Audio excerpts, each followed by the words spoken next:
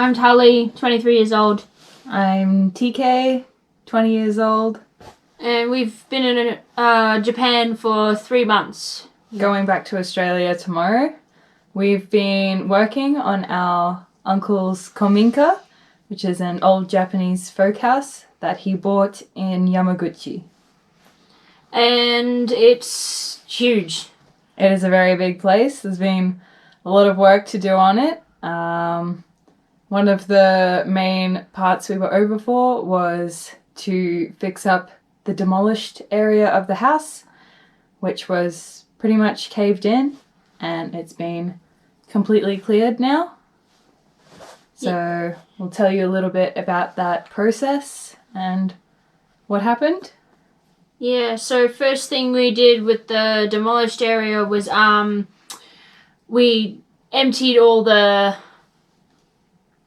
caved in roof, all the tiles and build-up of clay from the ceiling, and all the logs and inner furniture, or what was left. And I think the clearing out process took about 2 months? The clearing out of the inside of the... Probably about a month and a half. Yeah. Because during that time we were tearing down the walls of that demolished area. So in a total, to clear it all out, it took about, 2 months. 2 months of working on just one section of the house, and the rest of the house has a split between an older section, which dates back to the Meiji period. So what year was that? 18? Meiji. Early 1900s, we believe. 1915? Something like that. Yeah, I think it was 1915, so it's a treasure. Yeah, the rest of the house was built 60s, 70s, sometime around that era. It's interesting to see the split between the structure of the house and how it was formed. In the older section, you have much more traditional architecture and woods being used. Yakisugi is definitely very old and traditional style, and in the newer area you can see modern types of wood, more plywood, things like that. Yeah, it's great how they preserved it as best as they could, like seeing all the traditional part of the house in its form now. It's aged beautifully considering it's been untouched for quite some time. So, how long was it no one living in it for? 10, 20 years? Something like that. Yeah, 10 or 20. Over 10 years. Yeah. And the biggest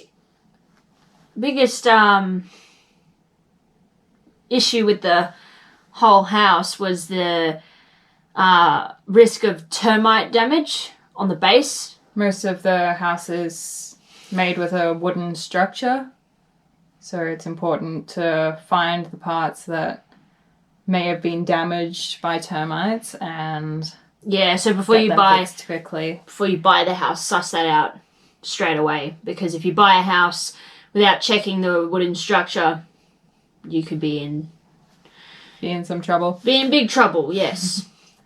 But restoring the house has been a really good experience, and learning how it was built in earlier days. It's been very interesting to see, and clearing out the demolished area definitely gave us an idea of how the structure of these rooms was made. You can see what keeps the walls up and what definitely doesn't. I have to say though, with the older part of the house, the lack of nails used in the built sections of the house form itself, so where you would put nails, it's actually wooden slots to put together. All the modern stuff has all these nails, and they're an absolute pain in the ass when you, let's just say you wanted to renovate it in the future. I mean, most people build houses so they don't have to renovate them, but because this was at that situation, taking those nails out was most annoying thing, I reckon. Because when they get rusty, it swells in the wood. Getting them out is so annoying because sometimes they don't come out. They just break and, yeah, you're left with that situation. So... But yeah, the wooden joints are very impressive to see. And they need to bring that back, yeah. I reckon. Well, it's a very good way of keeping things together before nails. And also with that, it's just like a big puzzle piece. As soon as you add nails and stuff to it, you're just making it more difficult for yourself, I reckon. But yeah, it's all right.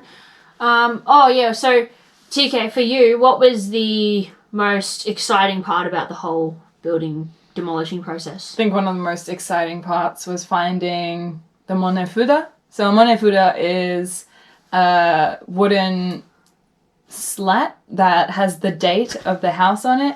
That's what told us that it was a Meiji era house. So Muna-fuda means breastplate. But they also use it to describe this. Yeah. So they call it the breastplate because it's the breast of the house, and it has all the information, the architect's name, the date, everything, and it's most traditional houses would have it in the roof, not exposed to anything. It's the signature, like the artist's signature, if you would. Finding that was definitely very cool, and yeah, it's a great thing when you think a house is old and then it turns out to be older and you have the proof of it. So that was cool. Most exciting thing for you? Most exciting thing for me was the I really like tearing up the floorboards. Tearing up floorboards.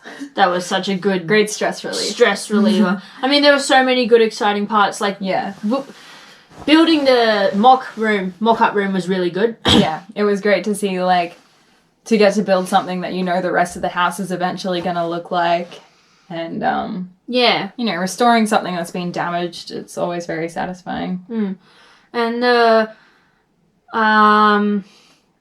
I don't know. I was really impressed about how we progressed with moving everything as well, because when we started, we could only lift 3 tiles at a time. Mind you, they weigh 5 or 7 kilograms each, and now we can lift 7 tiles or more. It's great to see progress. Yeah, I thought that was pretty impressive. The thing you hated the most? The thing I hated the most is the demolished area we were working in had tatami mats. So traditional Japanese houses have tatami mats in the rooms, and that's the flooring. And in the demolished area, because it was exposed to the rain and the weather for so long, they had all rotted and been soaked with rain, and they stunk so bad. Picture this. Imagine this. So you walk into an unclean toilet, or you walk into the junkyard at your uncle's house. 10 times worse than that. It was the most disgusting smell. Yes, it's an indescribable smell. I hope to never smell it again. You can't... It's still in my nose, like... There's no escape. There's no escape. So every time we see slightly wet tatami, it's just like... Nope. Kasumi-san's house. Tatami outside. Worst experience for you? For me... I was always getting scratched. I mean, it wasn't... know, that sounds like your problem. Yeah, I know, but like I was trying to be as careful as possible, and I kept getting scratched. No, the worst experience to me in the whole making of the house was, I mean, the tatami was gross. Yeah, there's really no getting past the tatami mats. But I don't know, I feel like the worst experience was the, there was something. It was worse than the tatami. I just can't think of what it was. I don't believe you. No. There was something. Never mind. Anyway, let's just leave it at the tatami, and there were a few... Yeah. You know, just the gross parts, I guess. No one really wants to get into the gross bits. But, yeah. It's interesting to know.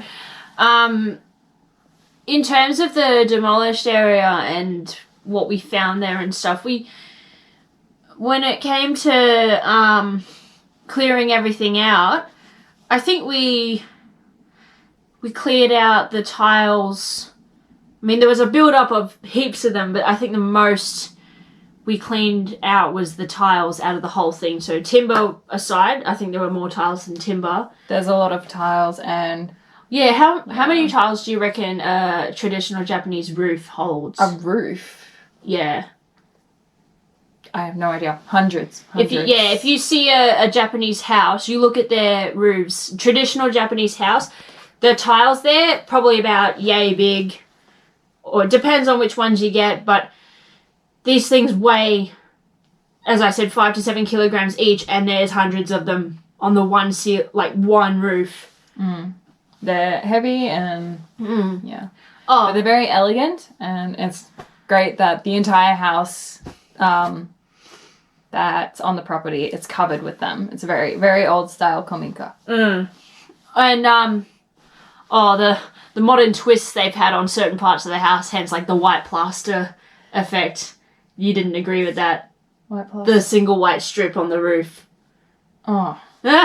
Some of the modern repairs have definitely been, you know, big question mark. Made for, like, what's the word? Convenience rather than appearance. Well, that is the thing. Like, you know, if you want it to work, you make it work. You'll see that some of the roofs have like liquid nails on them or plaster to help hold things together. And as you know, you can definitely see that that's the modern addition to the old liquid nails. But yeah. What else? The work we've been doing on the house we've been trying to avoid more modern looks, stick more to the traditional way that the rooms were made. So, you know, we're trying to use the right sort of woods for the house and burn it. So it's yakisugi, which is burnt pine. And, you know, just not replacing any of the beams, just oiling them down, making them look fresher.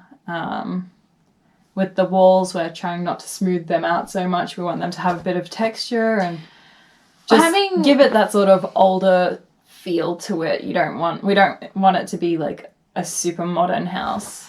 Yeah, and the other thing is, when it comes to interior design, when you have flat surfaces and no texture, and you want it to be as minimalistic as possible, you've got to think about the overall appearance as well. I mean, some people, you know, might not care about how their house looks inside, but when you want it to feel more welcoming or have a certain, I don't know, softness to it, you add texture. So texture on the walls is very important in terms of like giving it some character if you want to keep it minimalistic. As soon as you add like a smooth finish, it takes away the beauty of it all. So that's why we made it texturized. We're using our hands and everything. Yeah. So the mock-up room that we've made, it's definitely good that we got to finish that off before we left so that we could see like the potential that the rest of the house has and what it will look like in the future with a bit more work. But yeah, working on this property, it's been very, very educational and given us a lot of experience. Yeah. Let's talk a bit about our experience in Japan. Japan is the greatest place I've ever been to. I love it here. I love the food. I love the culture. And, you know, the language barrier is honestly the biggest issue. But even with that, it's such an enjoyable place to be. So what was your favourite part about it? Getting to travel around was really great and seeing all the different parts of Japan. I think one of my favourite places was Kyoto, just because of all the sort of traditional styles. We got to see a lot more Kominka while we were there, and it was great to get that reference, you know, in comparison to the house we were living in. But also traveling through the countryside was sensational, and we're so lucky we got that opportunity because for a lot of people coming to Japan, they don't visit the countryside much. You know, fair enough, like you get around on trains everywhere, but just driving through nature was Yeah. definitely not something I would want to miss. I do have to say something about that is a lot of foreigners who are traveling to Japan, they're told that the most scenic places to go and see is Tokyo, Kyoto, Sapporo, like all the major cities, but you need to get out of the cities if you come here. It is the best thing you can do for yourselves is to go out onto the highways and just experience nature, go to the countryside, go to the smaller villages, go and meet the people, go and see how things are done in Japan, the Japanese way. It's such a I don't know, I feel like it's a bit of a mainstream thing to go to the cities. Go to places that aren't talked about that much, because then you get a real experience. That aren't so much designed for tourism. It's really great to see just, you know, Japanese life without all the extra accommodation, I guess, for foreigners coming in. Which is why, like, staying in Yamaguchi was great. It was, it's a prefecture that doesn't have a lot of big cities, so you got to see a lot of, you know, that traditional lifestyle and see how all the locals sort of get along with each other and help each other out. And I just find that that's, you know, it's something that can be missed for foreigners visiting the cities. Yeah, being in the countryside has been amazing. What's your favourite part about travelling around Japan, or your experience in Japan? For me, when we first got here, it was like, you know, as TK said, like the language was pretty tricky, but I feel like the longer and more time you spend amongst the Japanese people, you learn so quickly. I can understand things that I didn't understand years ago, and it's better now.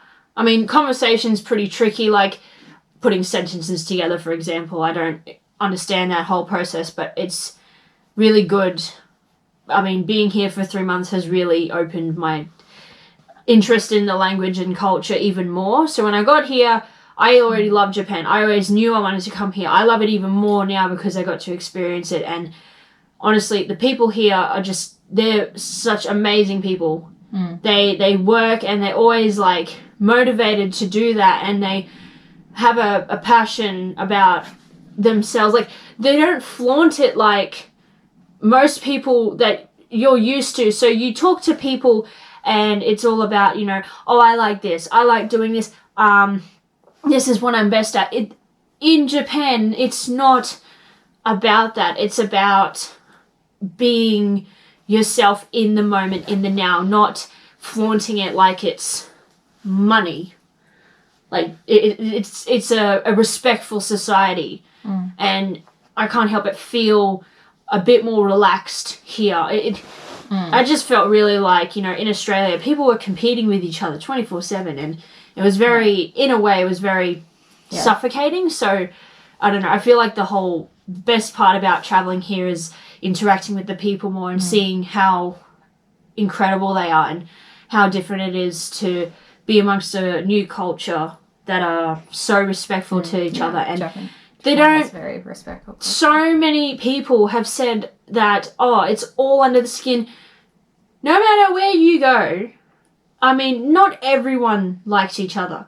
And they, like, would you rather they be, like, bitchy or assholes to your face rather than just, like, they don't say it to you directly. Like, they're being so considerate to you. You should be very thankful and grateful that, you know, they are going the extra mile to be kind and considerate to you, even amidst the struggles. And they are so patient. When TK and I check in and stuff, like, they say, take your time, it's okay. Like, they're not, like, telling you to, like, hurry up. Like, it's not a rush. Like, it's a very polite culture. Yeah, we can't speak Japanese, but, like, you know, I wanted to learn it to understand it better, so it was fine. But, yeah. So, yeah, I feel like the people and the language was probably probably the best thing for me, to be honest. I mean, everything here is beautiful, but I feel like that was the biggest thumbs up. Is that anything you disliked? I think I disliked. It's hard to find things to dislike about Japan. I think just the language barrier for me, it can be frustrating sometimes. It's so easy when you're in a country where you understand the language, but also because you understand the language, you can sort of understand the people better. And you know, here it's so beautiful being able to see that culture, but also not really being a part of it because you can't understand what people are saying, and communication is such a big part of it. So I would say that was the most frustrating bit for me. But I don't know if there's anything about Japan that I would say I really dislike any more than another country or... For you? Nah. I love it too much to dislike anything. Place. Yeah. They're honestly, like, any normal situation, for example, like, you know, let's just say you make a simple mistake. You obviously feel bad about it, but you learn about it quick enough to not feel bad about it anymore. So, like, I mean, honestly, I don't really dislike anything here. It's so amazing. But, yeah. Oh, is there anything you would, like, any advice or something you give to people if they were interested in moving here, buying a Kominka, like anything like that? Well, I think, my best advice would be, like, go out into the countryside. Don't just stick to the cities or anything. But for anyone interested in buying Kominka, I'd say try and find somewhere that's drivable to a beach, because the beaches are in Japan are amazing. They're gorgeous. They're so beautiful. There's no crocodiles or stingers or sharks.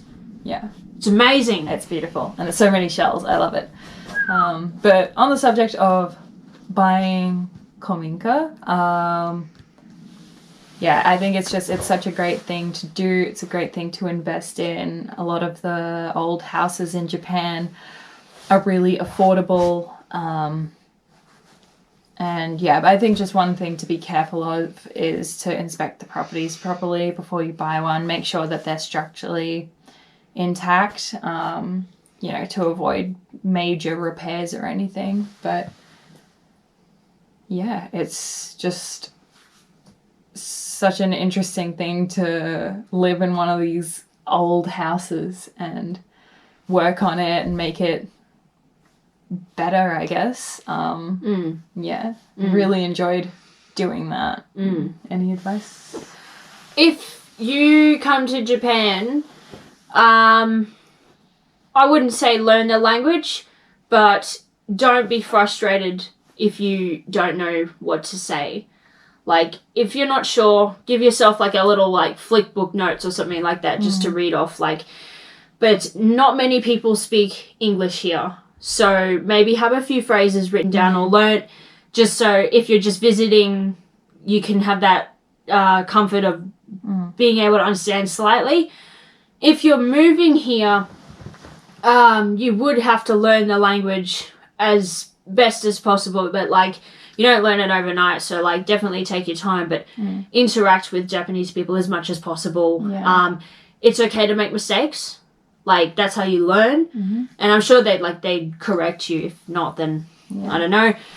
When it comes to Kominka, also research the area that you want to live in. So you go, for example, Uncle George found a beautiful Kominka in Funaki in Ube.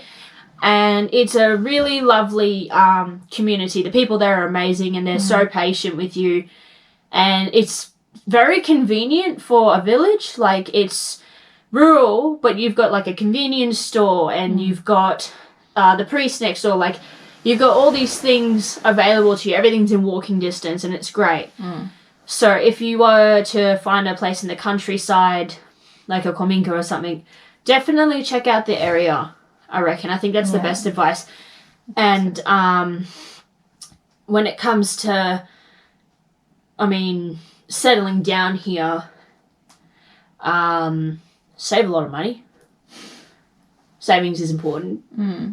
But once you get work here, it's a whole different situation. But like, I'm sure you'll find your comfortable space and place once you settle here. But honestly, it's the most amazing place to be. It's so different. It's so beautiful. Yeah. Was there anything else that we needed to add? Did we talk about the kuro? No.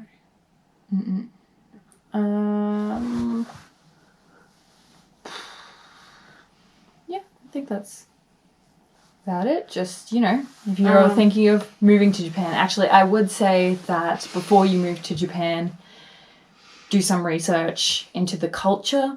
I find that understanding the culture is even more important than understanding the language. It's not a place where you can sort of bring your own... Oh, yeah, no.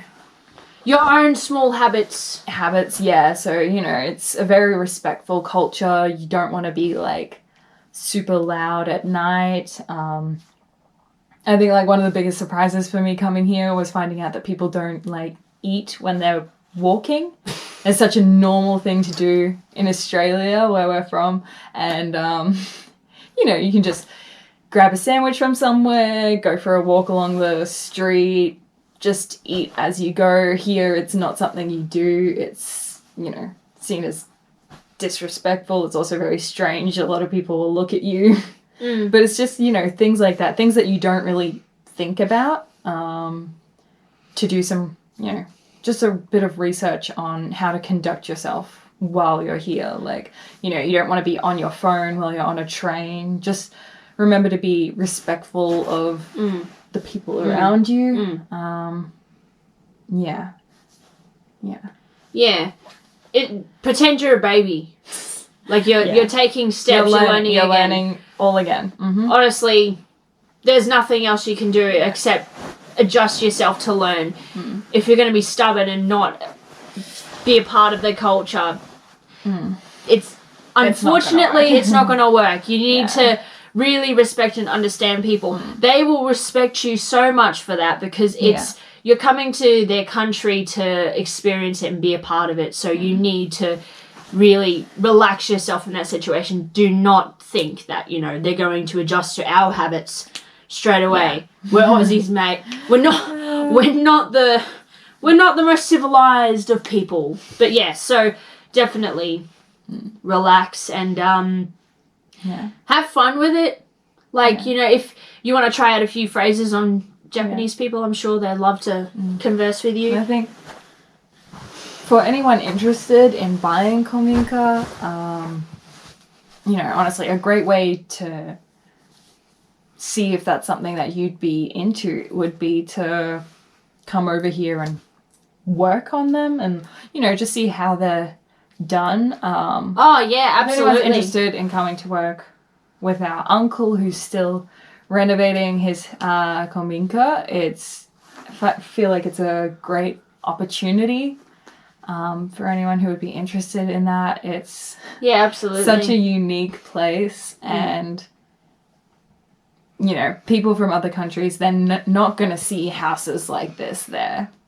It's such a unique experience. No, and that's the thing as well, like, if you're into the whole building, demolishing, whatever, like, this is really good for people who want to do that. Really get in there, be able to understand things better. It's in a different experience. It's in a whole different country too, so you'd also be treating yourself to a bit of an adventure. So exactly. I'd jump at the opportunity again. It's fantastic. I'd recommend it to anyone. It's such a great place. So something to consider if you're wanting to move to Japan, if you want to know a bit more about the culture, if you're interested in getting one of these Kominka for yourself. Yes. And it's all an experience, so... All an experience. So much to learn. Yeah, don't like, feel like it's hard work. I mean, it is hard work, but it's I feel like it's a great thing to work on. It's a great exchange to be Yeah. able to give your work and get knowledge in return, and Yeah. and give yourself that sort of opportunity to Yeah. live that life. Yeah.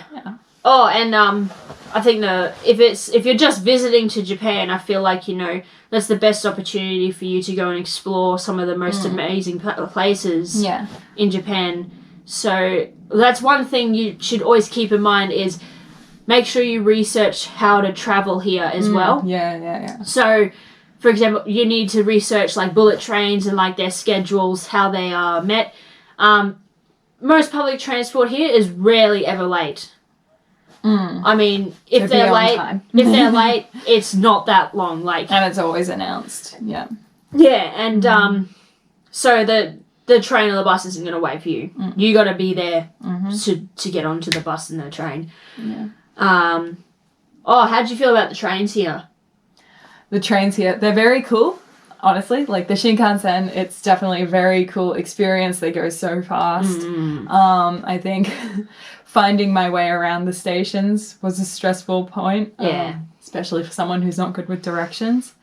But honestly, once you understand the system, it gets a lot easier. You know, you sort of know what to look for and where to go. So, you know, just takes time like everything else. Yes. I like the trains because train rides are fun. Except for the 11-hour train ride that we did. That killed me. Oh, wow. Yeah. Yeah. You have to do that sometimes if you want to get to a place in a certain day. Sapporo to Kyoto, maybe stretch that out a little bit more by a day. That was an 11-hour train ride and it nearly killed us, so maybe reconsider that one. What is your favourite hotel to stay at here? My favourite hotel? The 1-5 in Kurashiki, I think. Oh, no, the Royton. The 1-5 in Kurashiki I was going to say afternoon tea, and that was the best thing ever. But the Royton, we were on the 18th floor in the middle of the snow festival. So... yeah, you're welcome. The Royton was really cool. That's in Sapporo, in Hokkaido. It is phenomenal. The staff there was amazing, and they were extremely patient with me. I lost my phone in Sapporo, so I was calling them, and the poor guy didn't speak English, so it was a bit of a situation, but he was so patient with me, and it was okay. But it was great going there. It was definitely a great experience. Yeah. I don't know, I liked most of the hotels we stayed in. I thought they were really cool. Yeah. And the people were very polite and very nice. Everyone here is polite. The service is always amazing. Oh, yeah. I am no longer going to get angry at people when they say, excuse me. But as soon as they go, waitress, whack. No. If you guys want attention here, if you're in a restaurant dining somewhere, don't be afraid to say, sumimasen. Because... again, it's not rude. Different culture differences. Yeah. So you say probably don't do that in like a high-end restaurant, but I mean, yeah. I mean, it's polite. Their service is pretty immaculate, so like they're not going to forget you're there. Yeah. So don't feel unwelcomed by that. I mean, the other thing is especially for when you're dining out. It's not like service in Australia. When you go to a restaurant in Australia, they can converse with you and talk with you and stuff like that. In Japan, it's not really a thing. No. So they leave you to your own dinner. Yeah, they let you have your dinner. They're not there to have a conversation with you. But, I mean, it depends on the situation, but conversations are short and sweet. Like, you know, they work. So don't worry. On that little hospitality tangent. Yes. So, yeah. Alright, but yeah. Living in Japan's been great. Working on the Kominka has been amazing. Absolutely recommend it to anyone. Is there anything else? I don't think so. Oh, yeah, the spiders here are big too. Big as my hand. So don't feel like Australia's the only place with dangerous, threatening spiders. It's here as well. We're sick of the spiders. Okay. Yeah. Okay. Hope anyone who's interested in coming to Japan considers working on a Kominka because it's been the best. Yes, please get in touch with our Uncle George. His webpage is Kominka Dreaming. So please go and check it out. He's also got a YouTube channel, Patreon. There's going to be some exciting updates soon. So stay tuned. Please go and check them out. Honestly, the progress is incredible. So it's us. We're the amazing update. Unfortunately, yes. Well, with that, oyasumi nasai. Sayonara. Done it.